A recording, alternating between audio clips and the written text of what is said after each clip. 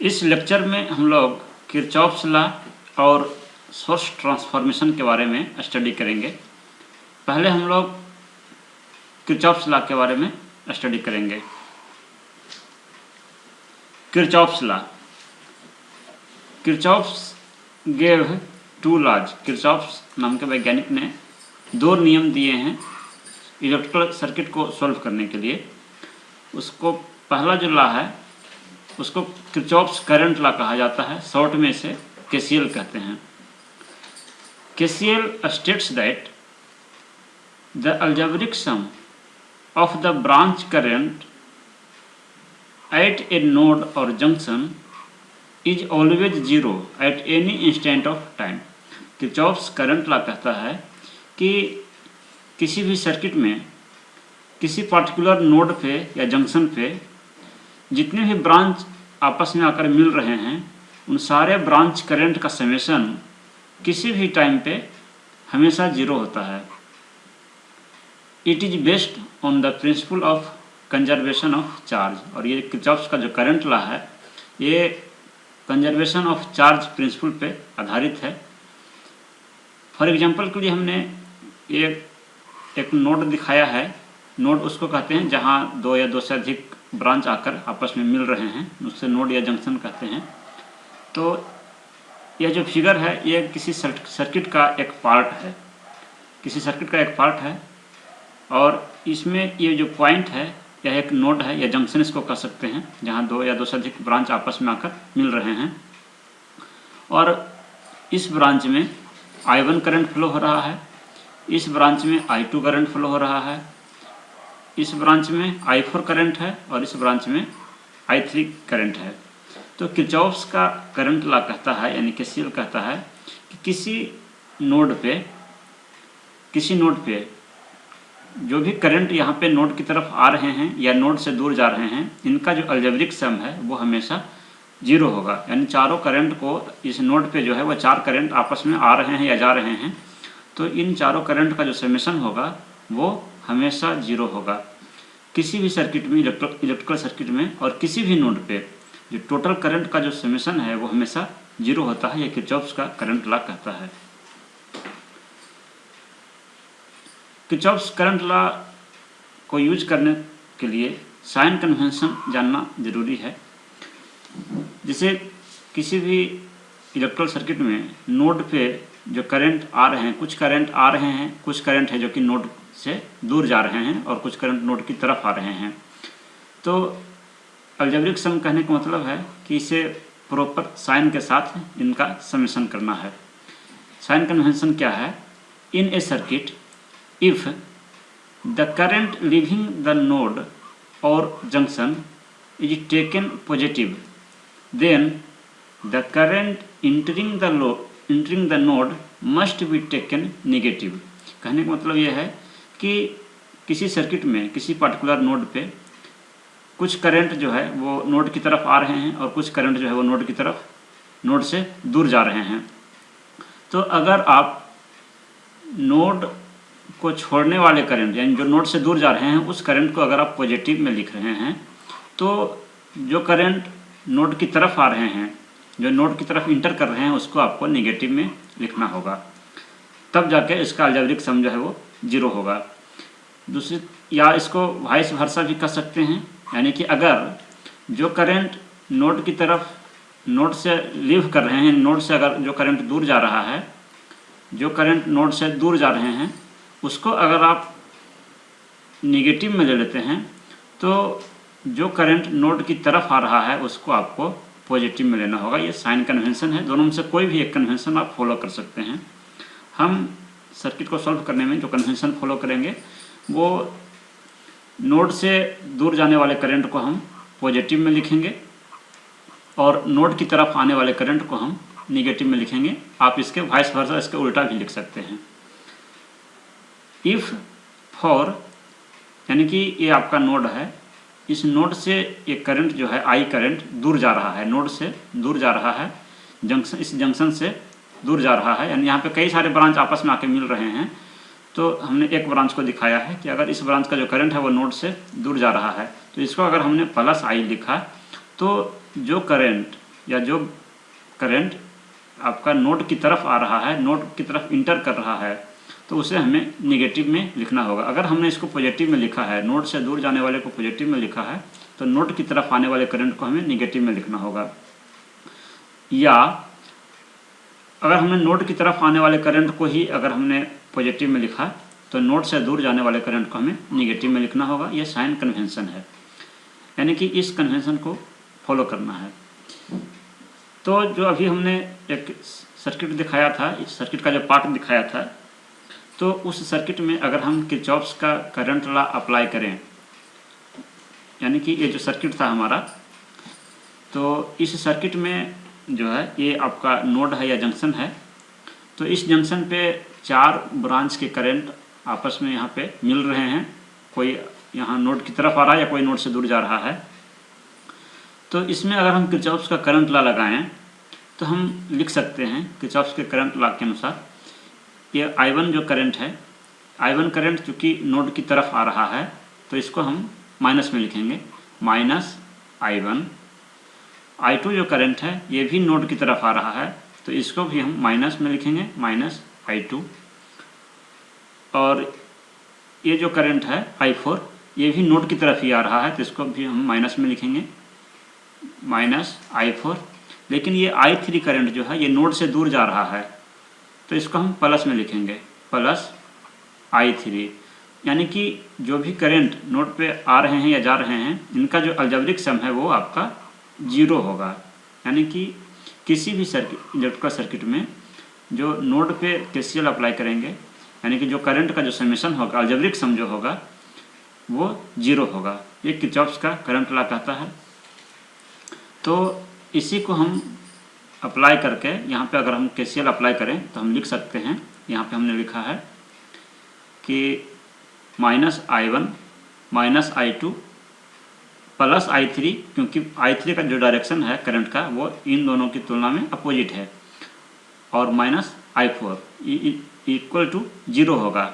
ये किरचॉफ्स के current law के अनुसार ये फॉलो होगा।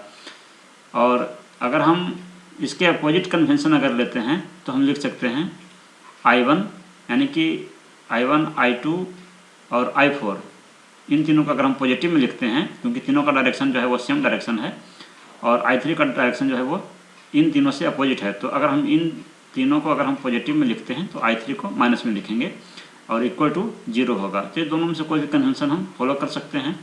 इसी इक्वेशन में अगर हम माइनस कॉमन ले लें तो हमें ये वाला भी रिजल्ट मिल जाएगा। सेकंड लॉ जो है किरचॉफ्स का, उसे किरचॉफ्स वोल्टेज लॉ कहते हैं, शॉर्ट में केवीएल कहा जाता है। केवीएल क्या कहता है? KVL states that the algebraic sum of all branch voltages oblique voltage drops in any closed loop or mesh is always 0 at any instant of time। Kirchhoff's का वोल्टेज लॉ कहता है कि किसी भी क्लोज्ड लूप में, किसी भी एक क्लोज्ड लूप में, बंद परिपथ में, जो भी इसमें ब्रांचेज हैं, तो इस ब्रांच के अक्रॉस जो वोल्टेज है उसका जो अलजेब्रिक सम है वो हमेशा 0 होगा। किसी भी लूप में यानी क्लोज्ड पाथ में या किसी मेश में जो ब्रांच वोल्टेजेस हैं उसका समेशन ऑलवेज 0 होगा। ये किरचॉफ्स का वोल्टेज लॉ कहता है, eight any instant of time, किसी भी टाइम पे। This law is based on conservation of energy principal, और यह लॉ जो है वो कंजर्वेशन ऑफ एनर्जी प्रिंसिपल पे आधारित है। ये जो सर्किट है इसमें ये हमारा एक लूप है, एक क्लोज्ड पाथ है, यानी कि ये ब्रांच, ये ब्रांच, ये वाला ब्रांच और ये वाला ब्रांच, ये चारों मिलकर के एक क्लोज्ड पाथ बना रहे हैं, यानी कि एक लूप बना रहे हैं। और उसी प्रकार से ये आपका जो ये वाला ब्रांच मिलके, ये वाला ब्रांच, ये वाला ब्रांच और ये वाला ब्रांच मिलकर के ये भी एक लूप बना रहे हैं।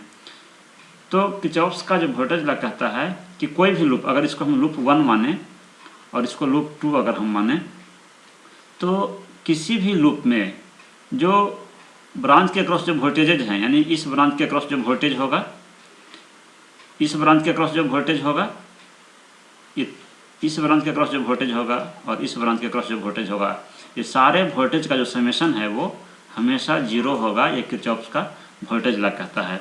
उसी प्रकार से इस सेकंड लूप में भी इस ब्रांच के अक्रॉस जो वोल्टेज होगा उसका समेशन इस सेकंड ब्रांच के अक्रॉस जो वोल्टेज होगा, इस ब्रांच में जो वोल्टेज होगा और इसका अक्रॉस जो वोल्टेज होगा और इसके अक्रॉस जो वोल्टेज होगा, इन चारों ब्रांच के अक्रॉस जो वोल्टेजेज हैं उसका समेशन हम करेंगे और जब सम करेंगे तो हमेशा 0 आएगा। ये किरचॉफ का वोल्टेज लॉ कहता है। उसी प्रकार से एक और लूप है। इस लूप में ये वाला ब्रांच R1 वाला ब्रांच जो है, ये ब्रांच, ये वाला ब्रांच, ये वाला ब्रांच और ये सब मिल करके ये भी एक क्लोज्ड पाथ बना रहे हैं, तो इसको हम एक लूप कहेंगे या मेश कहेंगे। तो इसमें भी आप किरचॉफ का वोल्टेज लॉ फॉलो होगा, यानी कि इस ब्रांच में जो वोल्टेज होगा, इसका जो वोल्टेज होगा, इसका जो वोल्टेज होगा, इसके क्रॉस जो वोल्टेज होगा, यानी सारे ब्रांच जो लूप बना रहे हैं उनके क्रॉस का वोल्टेज का समेशन जो है वो हमेशा 0 होगा। ये किरचॉफ का वोल्टेज लॉ कहता है।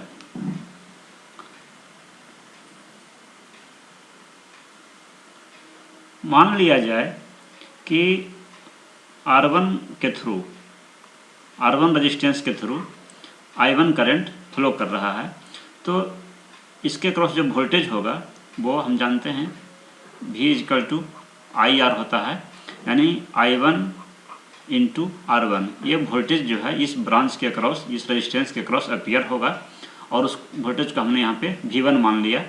और चूंकि करंट का डायरेक्शन जिधर से करंट इन कर रहा है उधर आपका पॉजिटिव साइन लिखना है और जिधर करंट लीव कर रहा है उधर नेगेटिव साइन लिखना है। ठीक उसी प्रकार से मान लेते हैं कि R2 के अक्रॉस जो करंट, R2 के थ्रू जो करंट फ्लो हो रहा है वो I2 करंट फ्लो हो रहा है, तो इसके क्रॉस जो वोल्टेज ड्रॉप होगा उसको हमने V2 लिखा है, V2 से डिनोट किया है। और इसकी पोलैरिटी जो है वो आपका जिधर से करंट इंटर कर रहा है उधर पॉजिटिव और जिधर से करंट लीव कर रहा है उसको निगेटिव में लिखेंगे उस साइड। R3 रेजिस्टेंस के थ्रू मान लीजिए कि आपका I3 करंट फ्लो कर रहा है, तो इसके क्रॉस जो वोल्टेज है वो हमने V3 से डिनोट किया है। पोलैरिटी जो है वो करंट के डायरेक्शन के अनुसार होगी। करंट जिधर से इंटर कर रहा है उधर प्लस और जिधर लीव कर रहा है उधर माइनस में। उसी प्रकार से V4 को भी हमने लिखा है जो कि इसके थ्रू I4 करंट फ्लो कर रहा है, यानी कि V1 जो है वो बराबर है I1 इंटू R1, V2 जो है वो बराबर है आपका I2 into R2, V3 is equal to है I3 इंटू R3 और V4 जो है वो है आपका I4 इंटू R4। इसके अलावे ये जो आपका ब्रांच है इसमें करंट I फ्लो कर रहा है और कोई रेजिस्टेंस इसमें नहीं है, लेकिन इसमें एक वोल्टेज सोर्स है। तो कोई रेजिस्टेंस नहीं है तो इसमें कोई वोल्टेज ड्रॉप नहीं होगा, लेकिन इस वोल्टेज सोर्स का जो वोल्टेज है वो E1 वोल्टेज है। ये E1 जो है वो वोल्टेज ही है, तो इस ब्रांच के क्रॉस जो वोल्टेज है वो E1 है। ठीक उसी प्रकार से इस ब्रांच के क्रॉस जो वोल्टेज है, इस ब्रांच के क्रॉस वो आपका E2 वोल्टेज है। इसके अलावा और कोई रेजिस्टेंस इसमें नहीं है। ये वाला जो ब्रांच है इसमें कोई भी रेजिस्टेंस या वोल्टेज सोर्स नहीं है, इसलिए ये इसको हम एक तरह से शॉर्ट सर्किट कर सकते हैं।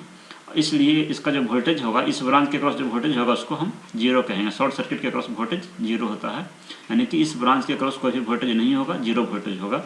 उसी प्रकार से इस ब्रांच में भी कोई वोल्टेज नहीं होगा, 0 वोल्टेज होगा। किरचॉफ का वोल्टेज लॉ लगाने के लिए भी साइन कन्वेंशन को फॉलो किया जाता है। किरचॉफ वोल्टेज लॉ के लिए साइन कन्वेंशन जानना जरूरी है। साइन कन्वेंशन इसमें कैसे फॉलो होता है? In A loop direction, if the voltage drop is taken positive, then the voltage rise must be taken negative। कहने का मतलब है कि अगर मान ली जाए ये हमारा कोई लूप है, ये हमारा कोई लूप है और हमने इसका लूप का जो डायरेक्शन है वो हम किसी भी डायरेक्शन में मान सकते हैं। चाहे तो हम इस प्रकार से मान सकते हैं क्लॉकवाइज में, या एंटी क्लॉकवाइज में भी मान सकते हैं। तो मान लीजिए कि हमने क्लॉकवाइज में डायरेक्शन लूप का माना और इसमें हमने ये मानना कि इस लूप में करंट जो है वो I1 फ्लो कर रहा है। तो लूप के डायरेक्शन में जो करंट, अगर इस ब्रांच में जो करंट फ्लो हो रहा है तो इसकी पोलरिटी अगर मान लिया कि प्लस माइनस यहाँ पे होगी V1, उसी प्रकार से यहाँ पे आपका मान लीजिए कि इसका प्लस माइनस V2 है यहाँ पे, और ये कोई वोल्टेज सोर्स है, और उसी प्रकार से ये आपका कोई रेजिस्टेंस है जिसके क्रॉस वोल्टेज जो है ये यहाँ पे प्लस होगा और यहाँ पे माइनस होगा अगर करंट का डायरेक्शन इस प्रकार से है। तो साइन कैसे फॉलो करना है इसमें कि लूप के डायरेक्शन में अगर हम प्लस से माइनस की तरफ जा रहे हैं, यानी वोल्टेज ड्रॉप, प्लस से माइनस को हम वोल्टेज ड्रॉप कर रहे हैं, तो अगर हम लूप के डायरेक्शन में जा रहे हैं, हम लूप हमने क्लॉकवाइज लिया है, तो हम पहले इस ब्रांच का वोल्टेज अगर हम लिखना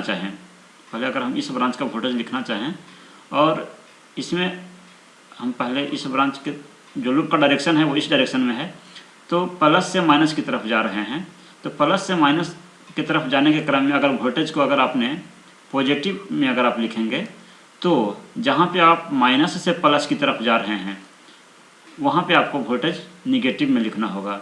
यानी कि प्लस से माइनस की तरफ जाने के क्रम में अगर आप वोल्टेज को पॉजिटिव में लिख रहे हैं, तो माइनस से प्लस की तरफ जाने के क्रम में आपको वोल्टेज को निगेटिव में लिखना होगा। ये साइन कन्वेंशन है।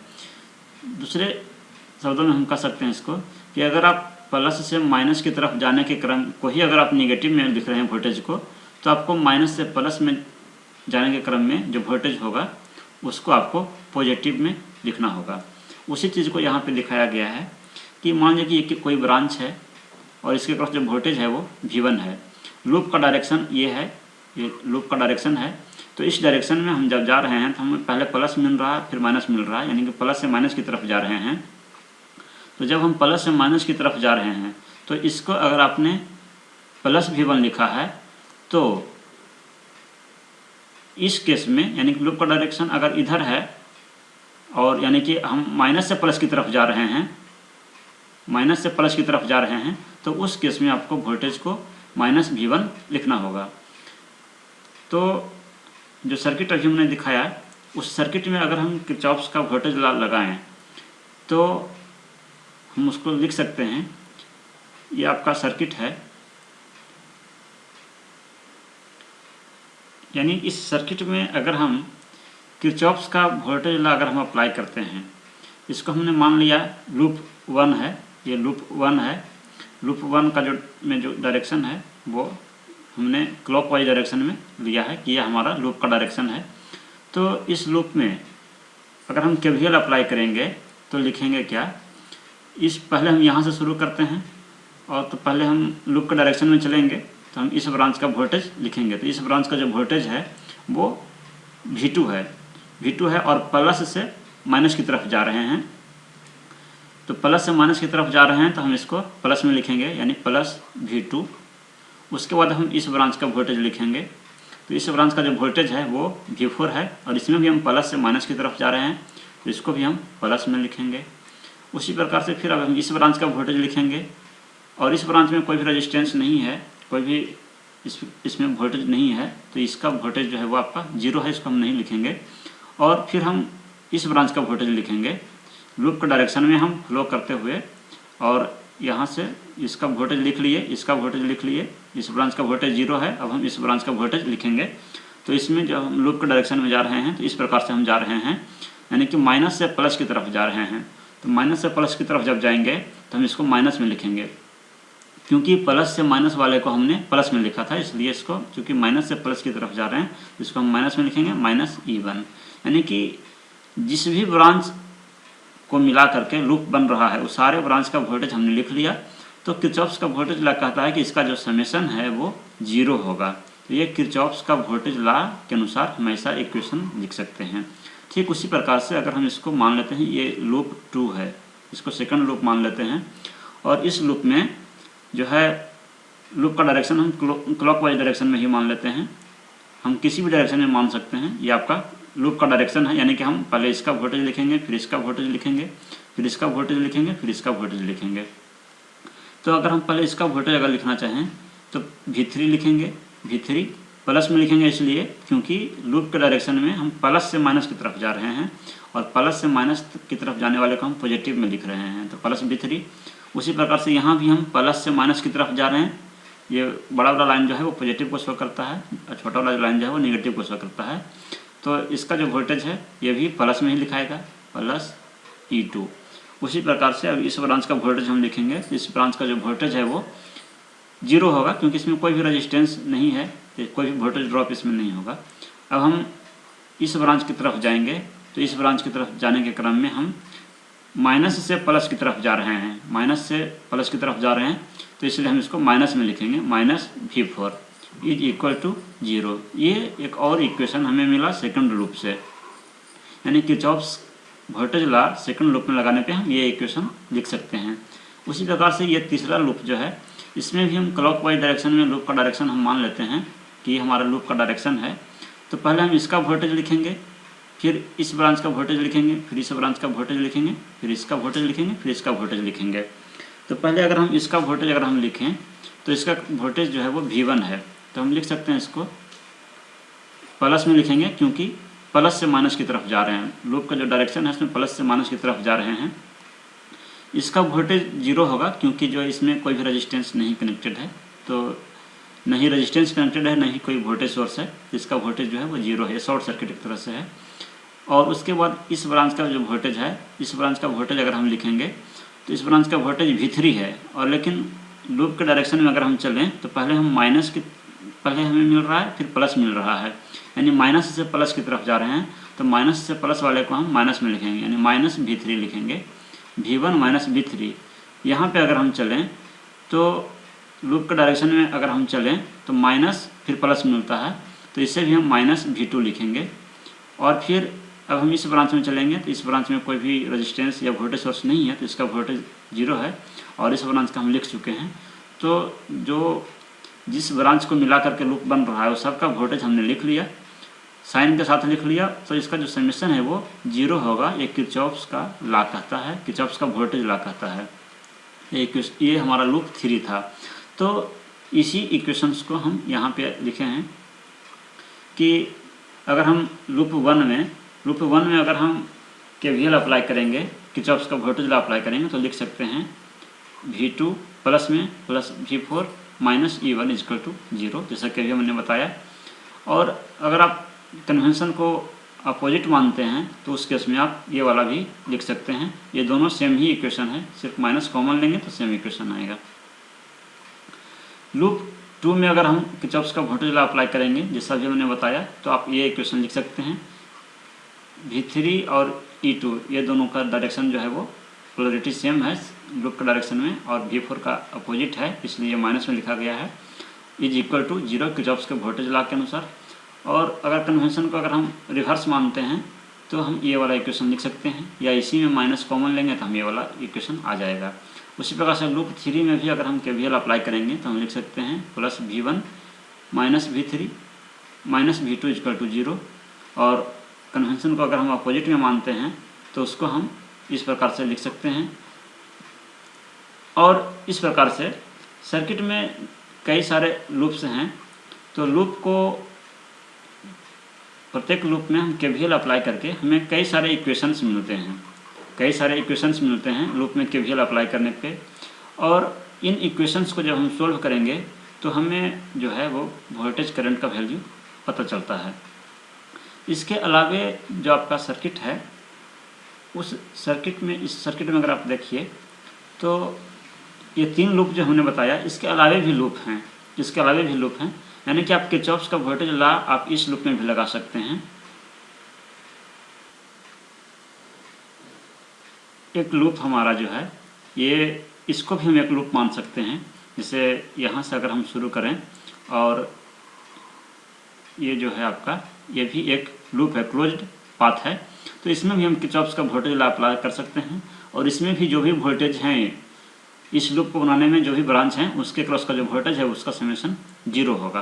जैसे मान लीजिए जाए कि अगर हम यहाँ से स्टार्ट करें तो पहले हम ये इस ब्रांच का वोल्टेज लिखेंगे, तो इस ब्रांच का वोल्टेज हम लिखेंगे प्लस में लिखेंगे V2।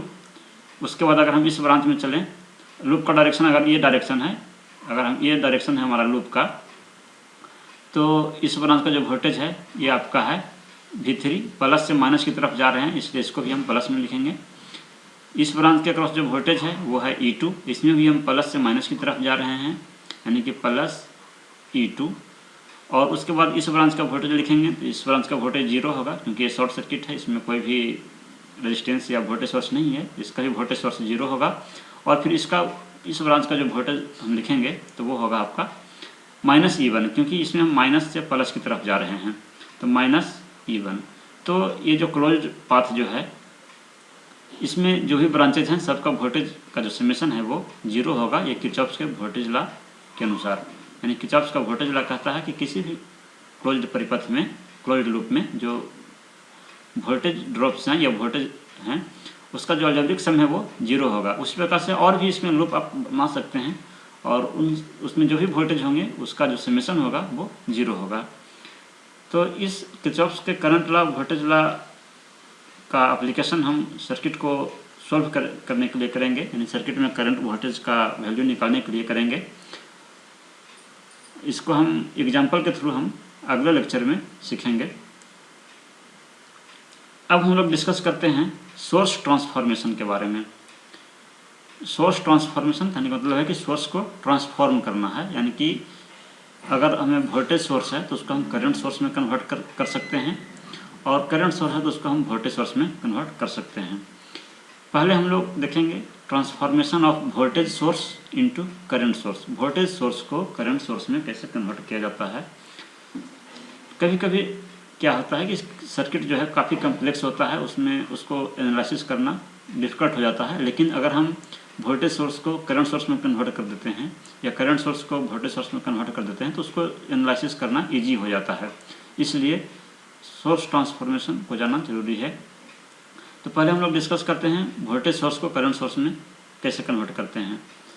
एनी वोल्टेज सोर्स भी along with series resistance R can be converted into its equivalent current source of magnitude V by R in parallel with resistance R। कहने का मतलब है कि कोई भी वोल्टेज सोर्स जिसका कि मैग्नीट्यूड अगर V है और इसके साथ रेजिस्टेंस अगर R सीरीज में कनेक्टेड है, यहाँ ध्यान देना है कि वोल्टेज सोर्स के साथ अगर कोई रेजिस्टेंस सीरीज में कनेक्टेड है तो इस पूरे सर्किट के जगह पे, इस पूरे के जगह पे, इतने के जगह पे हम इसको हम रिप्लेस कर सकते हैं करंट सोर्स के द्वारा, करंट सोर्स और उसके पैरेलल में एक रेजिस्टेंस लगा करके।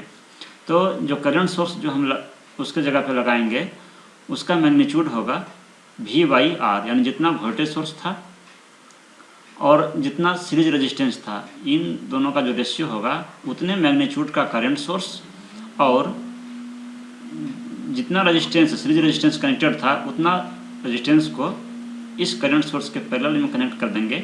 तो हम इतने की जगह पे इतने को रिप्लेस कर सकते हैं, इस वोल्टेज सोर्स और सीरीज रेजिस्टेंस को रिप्लेस कर सकते हैं करंट सोर्स और पैरेलल रेजिस्टेंस के द्वारा, यानी कि वोल्टेज सोर्स को हम करंट सोर्स में ट्रांसफॉर्म कर दिए। यहाँ पे यह ध्यान देना है कि जैसे ये वाला जो सर्किट है आपका वोल्टेज सोर्स वाला, तो वोल्टेज सोर्स के सीरीज में ही रेजिस्टेंस होना चाहिए, और इसका जो इक्विवेलेंट सर्किट बनेगा उसमें करंट सोर्स के पैरेलल में ही रेजिस्टेंस लगेगा, इसके सीरीज में नहीं लगेगा। अगर वोल्टेज सोर्स के सीरीज में, अगर वोल्टेज सोर्स के पैरेलल में अगर रेजिस्टेंस है तो उसको हम ट्रांसफॉर्म नहीं कर सकते हैं।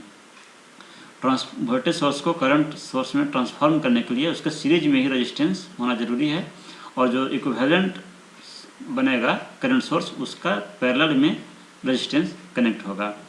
साथ ही साथ यहाँ वोल्टेज सोर्स की पोलैरिटी देखनी है। पोलैरिटी जो है इसमें पॉजिटिव ऊपर में है, नेगेटिव नीचे में है, तो इसलिए यहाँ जो करंट सोर्स का जो डायरेक्शन होगा वो अपवर्ड डायरेक्शन में होगा, यानी जैसे वोल्टेज सोर्स में जो करंट होगा वो पॉजिटिव टर्मिनल से निकलता है, तो जो डायरेक्शन होगा यहाँ पे करंट का, वही करंट का डायरेक्शन इस करंट सोर्स का होगा। यानी कि अगर जो वोल्टेज सोर्स है उसका डायरेक्शन, अगर पोलैरिटी अगर इस प्रकार से है कि माइनस ऊपर में है और प्लस नीचे में है, तो जो करंट सोर्स इसके जगह पे हम लिखेंगे इक्विवेलेंट करंट सोर्स जो होगा उसका डायरेक्शन करंट का इस प्रकार से होगा। करंट सोर्स का जो डायरेक्शन है वो डाउनवर्ड होगा, क्योंकि पॉजिटिव पोलैरिटी जो है वो नीचे है, और जो करंट का जो डायरेक्शन होता है वो पॉजिटिव टर्मिनल से ही करंट निकलता है।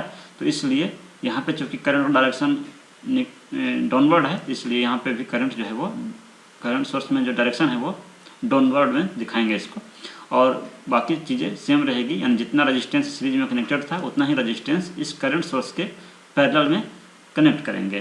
तो कहने का मतलब है कि ये दोनों सर्किट जो है ये इक्विवेलेंट है, यानी इसकी इतने के जगह पे आप इतना अप्लाई कर सकते हैं, उस सर्किट के इस पार्ट को आप इतने से रिप्लेस कर सकते हैं। बाकी चीज़ें जो है इसके अलावा जो बाकी इसमें सर्किट हैं, पार्ट्स हैं, वो सेम रहेंगे, सिर्फ वोल्टेज और सीरीज में रेजिस्टेंस इसके जगह पे आप इतना से इसको रिप्लेस कर सकते हैं।